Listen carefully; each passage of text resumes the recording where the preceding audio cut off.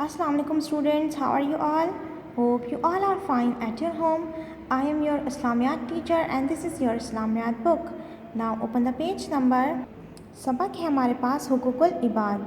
हुकूकुल इबाद क्या होते हैं स्टूडेंट्स? हुकूकुल इबाद यानी कि बंदों के हुकूक। ख़ातमुन नबीयीन हज़रत मोहम्मद सल्लल्लाहु अलैहि वसल्लम की लाई हुई शरीयत का ये ख़ास इम्तियाज़ है कि इसमें इंसानी ज़िंदगी के तमाम शोबों के मुतालिक वाज़ेह हिदायत दी गई है। रसूलुल्लाह सल्लल्लाहु अलैहि वसल्लम की दी गई हिदायत और तालीमात की बुनियादी तौर पर दो हिस्सों में तकसीम किया जा सकता है, हुकूकुल अल्लाह और हुकूकुल इबाद। यानी कि रसूलुल्लाह सल्लल्लाहु अलैहि वसल्लम की तालीमात और हिदायत को बुनियादी दो हिस्सों में तकसीम किया जा सकता है, एक हुकूकुल अल्लाह और दूसरा हुकूकुल इबाद। हुकूकुल अल्लाह क्या होते हैं स्टूडेंट्स? हुकूकुल अल्लाह से मुराद अल्लाह ताला के वो हुकूक जो इसने अपने बंदों पर आयद किए हैं, मसलन नमाज, रोज़ा, ज़कात वग़ैरह। यानी कि हुकूकुल अल्लाह यानी कि अल्लाह ताला के हुकूक जो मुसलमानों पर फ़र्ज़ हैं, ठीक है, और जो अल्लाह का हक़ है। यानी कि हम जो अल्लाह ताला ने हम पर आयद किए गए हैं, यानी कि हमें नमाज़ पढ़नी चाहिए, पाबंदी से रोज़े रखने चाहिए, हज अदा करना चाहिए, ज़कात देनी चाहिए, और ठीक है। और हुकूकुल इबाद क्या होते हैं? हुकूकुल इबाद से मुताल्लिक़ मतलब यानी कि बंदों के हुकूक, ठीक है। दूसरा हिस्सा हुकूकुल इबाद से मुताल्लिक़ ये है कि इन हुकूक में वालिदैन, औलाद, रिश्तेदार, पड़ोसी, मेहमान, गरीबों, मिस्कीनों, ख़द्दाम, ग़ुलामों और बीमारों वगैरह के हुकूक शामिल हैं, ठीक है। यानी कि बंदों के हुकूक वो उसमें तमाम बंदे आ जाते हैं। रसूलुल्लाह सल्लल्लाहु अलैहि वसल्लम की सीरत से हमें ये पता चलता है कि रसूलुल्लाह सल्लल्लाहु अलैहि वसल्लम ने इन तमाम के हुकूक अहसन तरीके से ना सिर्फ़ ख़ुद अदा किए बल्कि दूसरों को भी इन हुकूक के अदा करने की तरग़ीब और हुक्म दिया है, ठीक है। रसूलुल्लाह सल्लल्लाहु अलैहि वसल्लम ने हमेशा हर शख्स के हुकूक अदा किए हैं और दूसरों को भी हुकूक अदा करने की तलकीन फरमाई है। आज हम रिश्तेदारों, मेहमानों और बीमारों के हुकूक के बारे में पढ़ेंगे। रिश्तेदारों के हुकूक। इस्लाम में वालिदैन के अलावा दूसरे रिश्तेदारों के साथ हुस्न सलूक और इनके हुकूक की अदायगी पर भी बहुत ज़्यादा ज़ोर दिया गया है। इस हक़ की अदायगी का नाम सिला रहमी है, ठीक है। कुरान करीम में जहाँ वालिदैन की खिदमत और इनके साथ हुस्न सलूक की ताकीद फरमाई गई है, वहीं वज़्फ़ुल क़ुरबा फरमा कर दूसरों रिश्तेदारों के साथ हुस्न सलूक और इनके हुकूक की अदायगी की भी तलकीन की गई है। कुरान करीम में कई जगह रिश्तेदारों के हुकूक अदा करने की ताकीद की गई है और इसको इंसान का एहसान नहीं बल्कि इसका फ़र्ज़ करार दिया गया है। यानी कि रसूलुल्लाह सल्लल्लाहु अलैहि वसल्लम ने हमेशा रिश्तेदारों के हुकूक भी अदा किया और दूसरों को भी हुस्न सलूक के साथ उनके हुकूक अदा करने की तलकीन फरमाई है।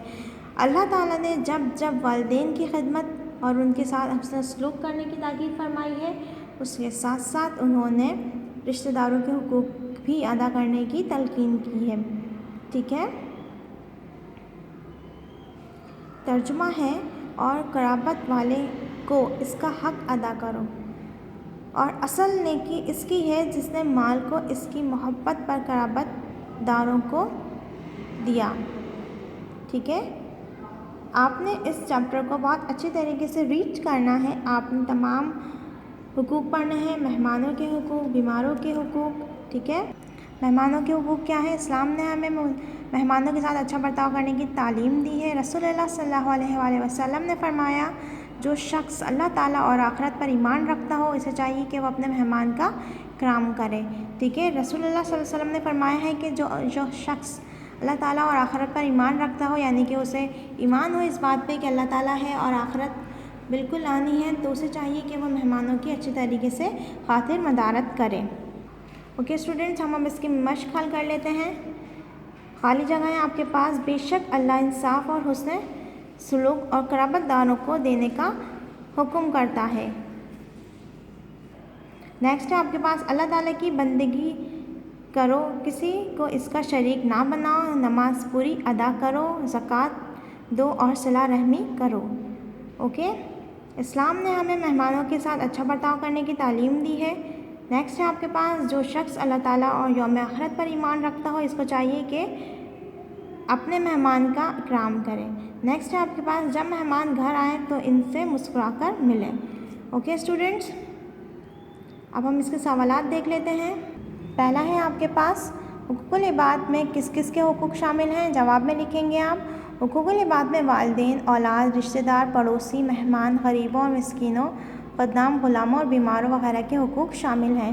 دوسرا ہے آپ کے پاس صلہ رحمی کسے کہتے ہیں؟ جواب میں آپ لکھیں گے رشتہ داروں کے ساتھ حسن سلوک اور ان کے حقوق کی ادائیگی کرنے کو صلہ رحمی کہتے ہیں. تیسرا ہے آپ کے پاس عیادت کسے کہتے ہیں؟ جواب میں آپ لکھیں گے بیمار کی دیکھ بھال، خدمت اور تیمارداری کرنے کو عیادت کہتے ہیں. چوتھا ہے آپ کے پاس رسول اللہ صلی اللہ علیہ وسلم اپنے رشتہ داروں کے ساتھ کس طرح پیش آتے تھے؟ جواب میں آپ لکھیں گے رسول اللہ صلی اللہ علیہ وآلہ وسلم اپنے رشتہ داروں کے ساتھ حسن سلوک سے پیش آتے تھے، ان کی خبر گیری کرتے، ان کی مالی امداد کرتے اور ان کی ضروریات کو پوری فرماتے.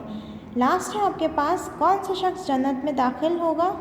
جواب ہے جس نے نماز قائم کی، زکوٰۃ ادا کی، حج ادا کیا، رمضان المبارک کے روزے رکھے اور مہمان کا اکرام کیا، وہ شخص جنت میں داخل ہوگا. Okay students, I hope you all are understands my today's lesson. I will come back with another lesson tomorrow. Till then, Allah Hafiz.